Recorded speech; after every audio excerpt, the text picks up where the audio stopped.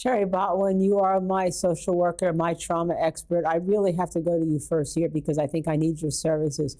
When Adrian is talking about holding, he went to try to break up what he thought was a fight because he dealt with little kids. And then he turned around and the knife clearly went across his abdomen. And then he's holding his intestines. I mean, when he's saying that he was intoxicated, I hope he was intoxicated so much he couldn't feel any pain, quite frankly, when I'm listening to that. I'm having just a trauma episode watching him. What do you say about his testimony? I mean, I have so much I could say. Well, one of the things that I'm thinking as I'm listening to him is, how is he doing this right now? When people go through these types of traumas where their bodies are injured in such a horrific way, it's almost impossible to sit in a therapy session and talk about something like this. He's on a stand, he's recounting the trauma, he's telling us specifics. And again, I just wanted to point out too, when people go through trauma, it's very common that when they tell the story, they will be very graphic and specific about what happened because that's part of how people hold the memories.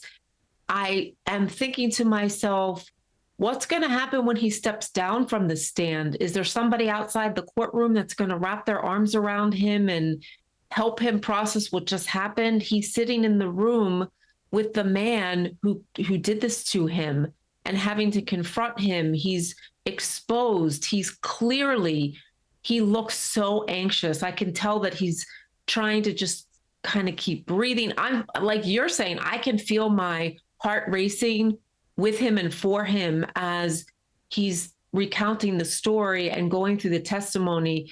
One of the other things that I'm thinking is what's going to happen when he begins the cross-examination. How's he gonna manage that? How is he processing this horrific incident? And the only other thought that I have here, because I have many thoughts, is I know that this man is on trial and he is saying that he was being bullied and harassed and surrounded by these teenagers.